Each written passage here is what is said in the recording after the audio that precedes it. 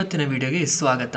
ಹಿಂದುಳಿದ ವರ್ಗಗಳಿಗೆ ಸೇರಿದ ಸಂಬಂಧಿತ ವಿದ್ಯಾರ್ಥಿಗಳಿಗೆ ಅವರ ವಿದ್ಯಾಭ್ಯಾಸಕ್ಕಾಗಿ ಹಣಕಾಸಿನ ನೆರವು ನೀಡಿ ಅವರನ್ನು ಶಿಕ್ಷಣದಿಂದ ವಂಚಿತರಾಗದಂತೆ ತಡೆಯಲು ವಿದ್ಯಾರ್ಥಿಗಳಿಗೆ ಅವರ ವ್ಯಾಸಂಗಕ್ಕಾಗಿ 75,000 ರೂಪಾಯಿಗಳವರೆಗೆ ಹಣದ ಸಹಾಯವನ್ನು ನೀಡಲಾಗುತ್ತಿದ್ದು, ವಿದ್ಯಾರ್ಥಿಗಳು ಈ ಒಂದು ಸ್ಕಾಲರ್ಶಿಪ್ಗೆ ಅರ್ಜಿ ಸಲ್ಲಿಸಿ ಇದರ ಪ್ರಯೋಜನವನ್ನು ಪಡೆದುಕೊಳ್ಳಬಹುದಾಗಿದೆ. ಮುಖ್ಯವಾಗಿ HDFC ಬ್ಯಾಂಕ್ ECSS ಕಾರ್ಯಕ್ರಮದ ಅಡಿಯಲ್ಲಿ ವಿದ್ಯಾರ್ಥಿಗಳಿಗೆ ಪರಿವರ್ತನ್ ವಿದ್ಯಾರ್ಥಿ ವೇತನವನ್ನು ನೀಡಲಾಗುತ್ತಿದೆ. ECSS ಕಾರ್ಯಕ್ರಮದ ಅಡಿಯಲ್ಲಿ ವೈಯಕ್ತಿಕ ಕುಟುಂಬದ ಬಿಕ್ಕಟ್ಟುಗಳು ಅಥವಾ ಯಾವುದೇ ಇತರೆ ಹಣಕಾಸಿನ ಸಮಸ್ಯೆಗಳಿಂದಾಗಿ ಮುಖ್ಯವಾಗಿ ತಮ್ಮ ಶಿಕ್ಷಣದ ವೆಚ್ಚವನ್ನು ಭರಿಸಲು ಸಾಧ್ಯವಾಗದೆ ಶಾಲೆಯಿಂದ ಹೊರಗುಳಿಯುವ ವಿದ್ಯಾರ್ಥಿಗಳಿಗೆ ಹಣದ ಸಹಾಯವನ್ನು ನೀಡುವ ಗುರಿಯನ್ನು ಈ ಒಂದು ವಿದ್ಯಾರ್ಥಿ ವೇತನವನ್ನು ಹೊಂದಿದೆ. ಮುಖ್ಯವಾಗಿ ಈ ವಿದ್ಯಾರ್ಥಿ ವೇತನದ ಬಗ್ಗೆ ತಿಳಿಯುವುದಾದರೆ, ಅರ್ಜಿದಾರರು ಈ ಒಂದು ಭಾರತದ ಮಾನ್ಯತೆ ಪಡೆದ ಕಾಲೇಜುಗಳು ಅಥವಾ ವಿಶ್ವವಿದ್ಯಾಲಯಗಳಲ್ಲಿ ಸ್ನಾತಕೋತ್ತರ ಪದವಿ ಕೋರ್ಸ್ಗಳಲ್ಲಿ ಒಂದು ಅಧ್ಯಯನವನ್ನು ಮಾಡುತ್ತಿರಬೇಕಾಗುತ್ತದೆ.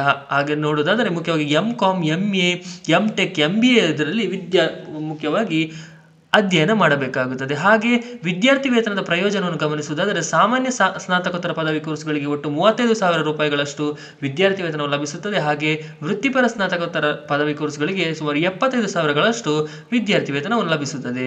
ಹಾಗೆ ನಂತರ ನೋಡುವುದಾದರೆ ಈ ಒಂದು ಸ್ಕಾಲರ್ಶಿಪ್ನ ಪ್ರಯೋಜನವನ್ನು ಮುಖ್ಯವಾಗಿ ನೋಡೋದಾದರೆ, ಇದರೊಂದಿಗೆ ಡಿಗ್ರಿ ಸ್ಟೂಡೆಂಟ್ಸ್ಗೂ ಕೂಡ ಈ ಒಂದು ಸ್ಕಾಲರ್ಶಿಪ್ ನೀಡಲಾಗುತ್ತಿದ್ದು, ಇದರಲ್ಲಿ BSc, BA, BCom ಹಾಗೂ BCA ಇದರೊಂದಿಗೆ ವೃತ್ತಿಪರರಾಗಿ BTech, MBBS, LLB, BArch ಅವರಿಗೂ ಕೂಡ ಒಂದು ಸ್ಕಾಲರ್ಶಿಪ್ ನೀಡಲಾಗುತ್ತದೆ.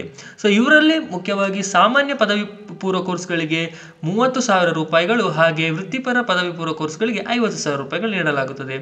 ನಂತರ 1ನೇ ತರಗತಿಯಿಂದ 12ನೇ ತರಗತಿಯವರೆಗೆ ಇದರೊಂದಿಗೆ ಡಿಪ್ಲೊಮೊ, ITI, ಪಾಲಿಟೆಕ್ನಿಕ್ ಕೋರ್ಸ್ಗಳಿಗೂ ಕೂಡ ಈ ಒಂದು ವಿದ್ಯಾರ್ಥಿ ವೇತನವನ್ನು ನೀಡಲಾಗುತ್ತದೆ. ಇವುಗಳಲ್ಲಿ 1ರಿಂದ 6ನೇ ತರಗತಿ ವಿದ್ಯಾರ್ಥಿಗಳಿಗೆ 15,000 ರೂಪಾಯಿ, ಹಾಗೆ 7ನೇ ಸೆಕೆಂಡ್ PUC ಡಿಪ್ಲೊಮೊ ITI ವಿದ್ಯಾರ್ಥಿಗಳಿಗೆ 18,000 ರೂಪಾಯಿಗಳು ವೇತನವನ್ನು ನೀಡಲಾಗುತ್ತದೆ.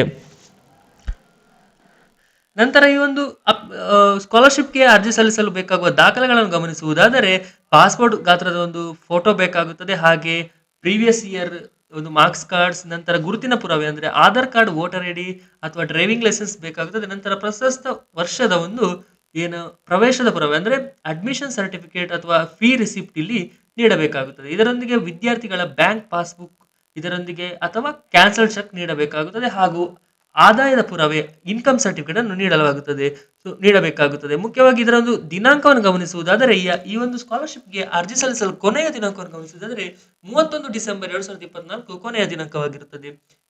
ಹಾಗೆ ಈ ಒಂದು ಸ್ಕಾಲರ್ಶಿಪ್ಗೆ ಯಾರೆಲ್ಲ ಇಂಟ್ರೆಸ್ಟೆಡ್ ಇದ್ದೀರೋ ಅವರು ಆದಷ್ಟು ಬೇಗ ಅಪ್ಲೈ ಮಾಡಬೇಕು. ಹಾಗೂ ಇನ್ನೂ ಕೂಡ ಹೆಚ್ಚಿನ ಒಂದು ಸ್ಕಾಲರ್ಶಿಪ್ ರಿಲೇಟೆಡ್, ಎಜುಕೇಶನ್ ರಿಲೇಟೆಡ್ ವಿಡಿಯೋಗಳಿಗಾಗಿ ನಮ್ಮ ಚಾನಲ್ ಸಬ್ಸ್ಕ್ರೈಬ್ ಆಗೋದಕ್ಕೆ ಮರಿಬೇಡಿ. ಧನ್ಯವಾದಗಳು.